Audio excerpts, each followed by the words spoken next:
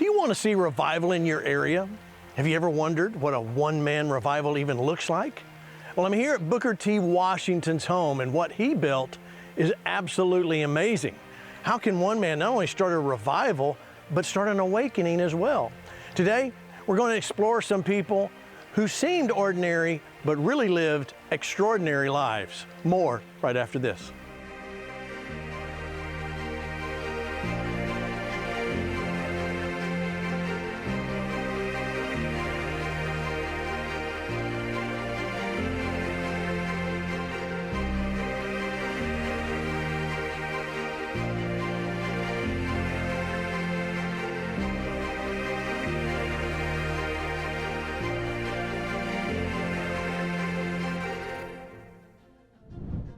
I'm Gene Bailey, and this is Revival Radio TV. Listen, today we are exploring an awakening that extraordinary men stirred up. First up, we're going to talk about Booker T. Washington, who surmounted great challenges. In fact, his book right here, Unshakable Faith, drove him to be a vital part of this awakening and help make a difference. His favorite scripture about awakenings was Matthew 25:40. Here's the verse. And the king shall answer and say unto them, Verily I shall say unto you, inasmuch as you've done it unto the least of these my brethren, you've done it unto me. Booker T. Washington saw his brothers struggling. They had been slaves. God gave him a winning strategy, though. It was timeless and it crossed cultural lines. He said this, he said, if you want to lift yourself up, lift up someone else. Success is to be measured not so much by the position that one has reached in life, as by the obstacles he's overcome. So who was Booker T. Washington? He was a former slave who had a vision for greatness. Booker T. was given a tiny rundown school in Tuskegee, Alabama, and he purchased an abandoned plantation. Yet somehow this 25-year-old's first assignment was teaching the students how to build a university. They had to do that from scratch. They had to create the bricks and then turn those bricks into the buildings. Booker T's practical faith, his God-given vision, would transform a people with no hope into something historic. From architecture to agriculture, what didn't they do? They constructed their classrooms. Every building they had, they built it. And by 1888, the Tuskegee Institute had more than 400 students taking classes. The motto for Tuskegee is this: excellence in every way. In the early 20th century, Booker T. published 5 books. I'm holding here his second autobiography, Up from Slavery. It was a bestseller. What a journey he had from slave to free. In fact, he was the first African American to be depicted on a postage stamp. As of 2021, U.S. News still ranks Tuskegee Institute 4th in historically black colleges and universities nationwide. From the best teachers to getting their students graduated with low debt, Booker T. worked hard on recruiting the best. He received honorary PhDs from Harvard and other colleges. Yet, Tuskegee Institute remains his crowning jewel. Well, Tuskegee was probably unlike any place else on the earth.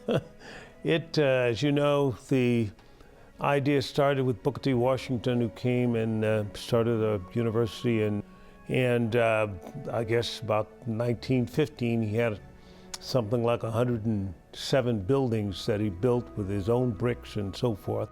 It's a great example of the bricks that were actually built. The students actually made these bricks and constructed the buildings all over Tuskegee University. In the early 1900s, we had the 5th largest VA hospital there. Put it there because mainly it had a lot of segregation in the military and in the world at that time in the United States. So they wanted a place that they could have some of the patients that of color who had come out of the military, who got wounded or whatever, and they treated them there. Also, you had Tuskegee University, which had professors and that, and at the hospital you had doctors, some of the African-American doctors who would do their residency there and so forth. So it was a place that was really bustling with professionals. And so as I grew up, I would see these people, and I would see people who were achieving, people who were full of ideas, and people who really were on par with anyone else in the country. And so when I say that, I mean that there was, you know, the segregation at that time, and the whites had their part of the town and the blacks had theirs. But I saw people that had large homes and who had, you know, big golf games. I remember when Joe Louis came through and had a big golf tournament at Tuskegee. I just saw Roy Rogers. He brought his horse when I was in elementary school. He actually brought his horse to the veterinary medicine school there because apparently his horse had some problems. And he brought the horse to what was then the top vet school in the country. And he brought the horse, of course, by the school that I went to, which was the lab school of Tuskegee University or Tuskegee Institute at that time. And we had French in third grade and so forth and so on. So when I saw another race of people or the division and so forth, I never thought we were missing anything. And we believed in performance, meaning that when we got a position in the country or whatever have you, we were going to be able to perform at that. It was not just maybe having some kind of you know, promotion because people were trying to equalize things in some equal opportunity kind of program. They earned it. They performed and so forth. So I just saw that all of my life. And it gave me a sense of achievement, gave me a sense that I wasn't inferior. And so when you don't have to battle inferiority, you're way ahead of the game, way ahead. When the old idea about all unrighteousness, the Bible says, is sin. And the reason why is because it brings with it a sense of guilt, a sense of shame, a sense of inferiority, all of those things that are against how God made us. And so I, you know, even thought at one time I was Superman, and I got up on the garage and jumped off thinking I was going to fly because I'd been watching Superman episodes every day, Monday through Friday, and as so forth. So, but in that was an experience because the people that graduated from me from elementary school went to the top prep schools in the country, most of them in New York and Massachusetts and Philadelphia and that kind of thing. So we all had a sense of achievement. My brother finished high school in 3 years, and he worked in the summer with Mr. Love, who was the head of the architecture department for Tuskegee University. So he did some drafting for him, and he went on and went to Howard University, HBCU, and got his went architecture and then went on to graduate. So, but all of us wanted to do something, wanted to be somebody, and so forth. Booker T. Washington was a pioneer who broke open a road for others to follow. This man had a dream, and the dream became stone. Perhaps because of Booker T. Washington's vision and hard work, Tuskegee University was a unique place. It was almost an incubator of greatness. Everybody on a Sunday, you could count the people on one hand who stayed home. Everybody went to a church. We had all kinds of Church of God in Christ, Baptist, Presbyterian, Catholic, all kinds of church. Everybody went to church. So there was a presence of God and what was good and right in most families there. And so growing up, that was the environment. I wrote a book called Revelation of Royalty recently, and I described Tuskegee in that book. So it was an interesting place that was, I think, none like it at that time on the face of the planet. Bill Winston says that this is a unique place, Tuskegee, and this university is unique because on a given Sunday, everyone would have been in church. Truly a phenomenal place. Look at this quote here. This was erected by students. We shall prosper in proportion as we learn to dignify and glorify labor and put brains and skill into the common occupations of life. But look at this about Booker T. Washington. He lifted the veil of ignorance from his people and pointed the way to progress through education and industry. Booker T. Washington, a man of great vision and skill. This bustling campus of Tuskegee Institute, a place of learning, place of history. Behind me is the Oaks. This was home to Booker T. Washington, inspired generations. This place has been around for 130 years. It was here in southern Alabama at the historic Tuskegee Institute that we find Booker T. Washington, a man of faith and courage and vision. And if you read his books, you may think that he's still in the living room behind me in this beautiful Victorian home. And he has inspired students for generations. When I was in ROTC in my last year, we could take some pre-training before we went to pilot training for the military. And so we weren't in the Air Force yet, but we were in ROTC, and so they let us get some training. And the person that trained me is the same one that trained the Tuskegee Airmen.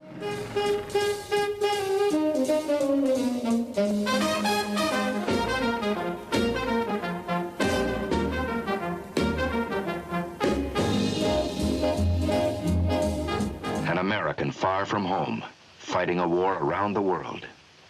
Listen again. This was my leader, and the second ship was me, and two Focke-Wulfs came on my right. I turned right and put up a stone wall of bullets, and the first... A wall of bullets. It wasn't so long ago these men were students in a university, just plain citizens from everywhere USA. They changed jobs, they changed clothes. They took a train into the future. They didn't know what the future would be, but many hoped they'd get the chance to fly and fight in the air. Some wanted that chance more than anything in the world. I jive, man alive. It starts with the bugler blowing reveille over your bed when you arrive. Jack, that's the GI jive. Roodle-de-toot, jump in your suit, make a salute.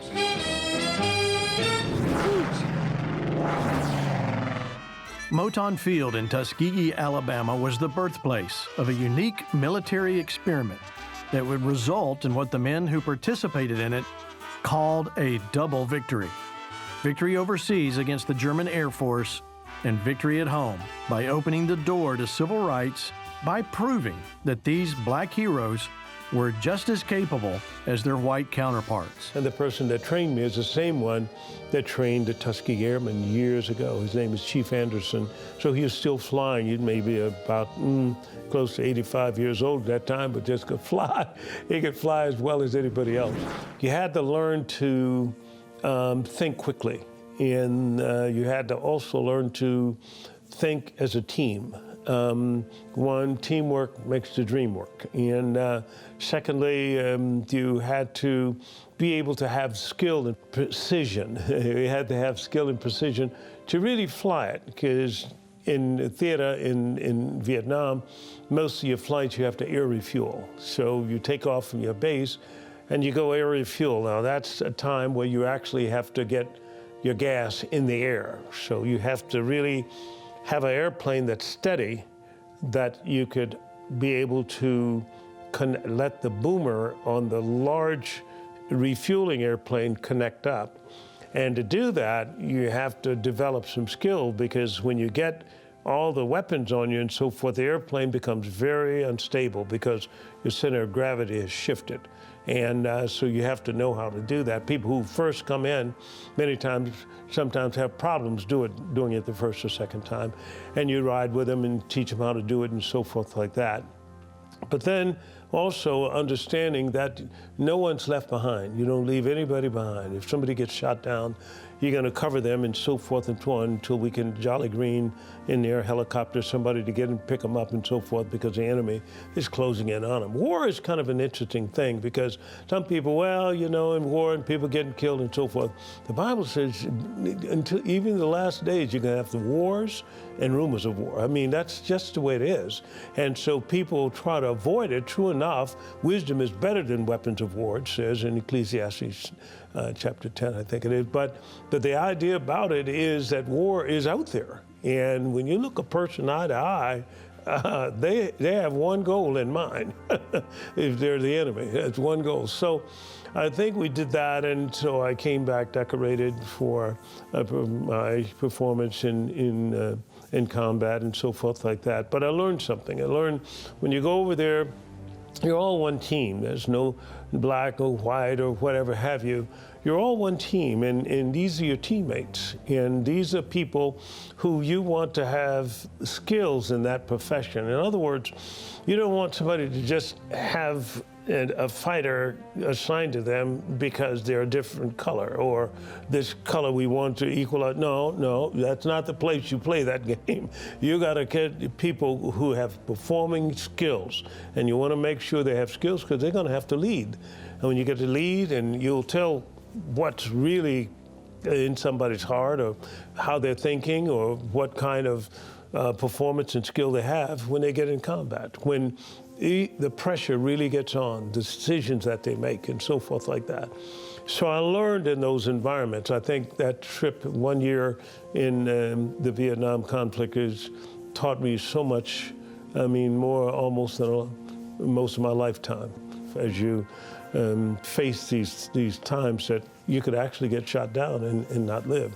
So you're first to thine own self be true, and so you do that. But you develop so much more in terms of decision making and quick thinking and so forth and so on. So it was a real experience for me, but I learned so much, and I could see how the Tuskegee Airmen during their time, people thought that they couldn't perform because of being African American, but they turned out to be some of the best pilots in the military, and it's because they had some of the best trainers. The Tuskegee Airmen are remembered for heroism and courage. Yet Booker T. Washington's brilliant revelation was finding a man of faith named George Washington Carver. No matter the challenge, nothing would stop God's plan. Bill Winston said it, the best trainers give you the best results. So what do you do if you begin life as a slave? George Washington Carver started in a tiny shanty with his slave mom. Every challenge was a faith opportunity. After his mother was kidnapped, Carver's owners took him in. He had the opportunity to get stuck in what was wrong and unfair, but he didn't do that. In fact, Henry Ford asked George Washington Carver to help him. Now listen to this. Who hasn't ridden in a car that had rubber tires or that was powered by fuel? Now look at this, peanuts. George Washington Carver created rubber in a form of fuel, all from a peanut, just like these. What a partnership they had. The entrepreneurial car maker and the guy who kept the cars going. They asked him to talk to Congress about what he did with peanuts, and Congress kept expanding the time they had with him. They had so many questions. He talked for almost 2 hours explaining. The chairman asked him how he had learned all these things, and Carver answered, "From an old book." "What book?" the chairman asked. Carver then answered, "The Bible." The chairman asked, "Does the Bible tell us about peanuts?"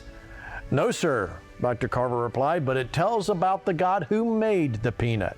I asked him to show me what to do with the peanut, and he did." In early morning talks with God, George Washington Carver got his plan for the day. God always had fresh ideas for him to try. So how many of us think of the Bible as a tool that can help us and expand what we do? George Washington Carver even kept his Bible by his bed. George Washington Carver used so many ordinary items to create extraordinary products. So next time you look at common dirt, ask yourself, do I see more than 30 colors of dyes that could be used for fabrics? Who knew what George Washington could do with Alabama soil. He developed crop rotation that allowed rest for the soil. What gave the most famous black man of his time thousands of his successes? He would be the first to say it was the Bible. George Washington Carver was an inventor, and that really got my attention. My family were all engineers, they were inventors, but the problem with modern inventors, and sometimes our pastor families, is you never see them. And how do you do what you've never seen being done? How do you get inside the head of an inventor? And here was G.W. Carver, and he lets you see inside his head. He's got diaries, and you can just read all about it. And I thought, oh, I can do that. And he was black, but he didn't seem to see color. He just seemed to see Jesus. And so we're in this fundamental church where it's radical to think God can even talk to you. And he says we can listen for God's whisper. And he did every morning. He took time with God. God gave him a schedule for the day. And here's a guy who had a partnership, and this partnership with God let him invent thousands of amazing things. He would look at ordinary things and make something extraordinary from it. And when I think of sweet potatoes, I think food. He saw sweet potatoes as dyes and stains, paints and writing ink, and he was an artist too. I mean, he thinks about a potato being a paint. He forever changed how we look at peanuts. He was the peanut man. And you know, while he wasn't credited with developing peanut butter, he did create over 300 products just from peanuts alone. And he created hundreds upon hundreds of other products from what we would think of as trash items. Have you ever used Worcestershire sauce on your steak? Maybe walked on linoleum flooring? And who hasn't washed hair or clothes? He created soaps, shampoos. He even created ladies' cosmetics, all from peanuts. Remember, after the Civil War, linoleum flooring wasn't something you typically saw. God gave G.W. Carver fresh ideas, and he handed those to our nation. And today you can probably name many ways we use peanuts just by looking at how they're used in foods. Yet for anyone who's ever been to Africa and needed to take quinine, Carver invented quinine from peanuts. You know, maybe you want to see something changed that you don't know how to do yet. Carver talked with God, and God gave him answers. And he has this corner, amazing corner in breakthroughs, one after the other. You know, he changed the world with his inventions, but he changed mine too. Why would I want to read the Bible? He thought the Bible was great. Here I'm in a public school that believed the Bible was a work of fiction. And here's G.W. Carver, who used the Bible to create amazing things. Which impacted me more? Teachers with attitude, or a man that changed everything we know? He believed the Bible talked about real people, real places, real events. Remember, this is about a century before archaeology in Israel would even show he was right. His whole life backed up what he believed. It impressed me enough that I opened up a Bible and began to read. And we will never know how many people Carver or Booker T. Washington led to the Lord. G.W. Carver said he mentioned God and the Bible to anyone who would listen. I actually read the Bible all the way through because he said it helped him. My adult commitment to Christ came about applying what G.W. Carver said worked for him. Today, when I say or post the word works, according to Isaiah 55:11, it comes from his ideas of research. Because in research, you copy earlier studies to see if you get their results. I laid out the challenges of my life, put scriptures to each problem just like he did. Breakthroughs followed. I made Jesus my Lord. And I had friends asking me, how do I accept Christ? I want to do the same. Never underestimate what can come from simple, humble beginnings. G.W. Carver was born in a shack that was smaller than some living room couches are. He had a connection to God, and he wasn't afraid to share what he knew. And he wanted you, he wanted me to know God like that too. He showed us it's about never, never quitting, and that we should listen for the whisper of our Creator to expand what we know. Thank you, Booker T. Washington, for recruiting this amazing man.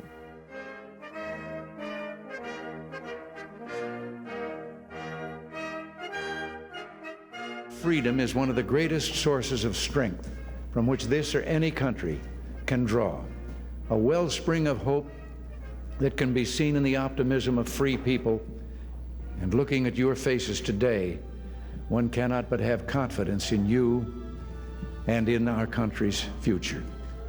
This generation of your generation of Americans will usher the world into a new era of freedom and progress. And it's vital for America that all her citizens march into the future together.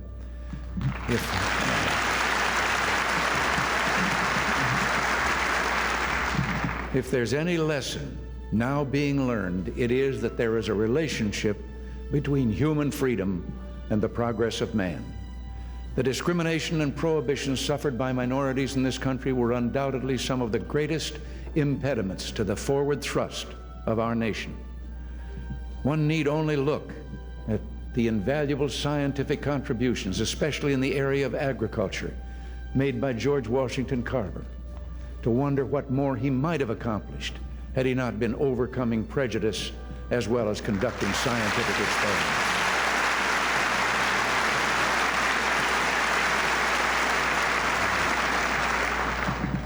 An American pioneer in heart surgery was Dr. Daniel Hale Williams, a black physician. Another black physician, Dr. Charles Drew, discovered a method of storing blood plasma. How many of our countrymen would have lived longer, more productive lives had these outstanding citizens been freer to reach their potential?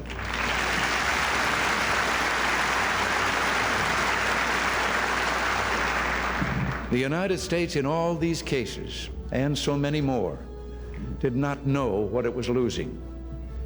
Ironically, today, America often isn't aware of what it's gaining by having opened doors that were long closed. Our citizens may know of Dr. Jewel Plummer Cobb is president of California State University at Fullerton. She's a distinguished scientist who's known for her work in cell physiology. There's nothing wrong with the attention focused on black athletes and entertainers. I would be the last one to play down the role of entertainers.